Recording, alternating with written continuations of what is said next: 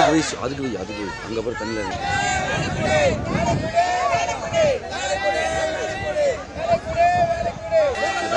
இப்படியே காமிச்சு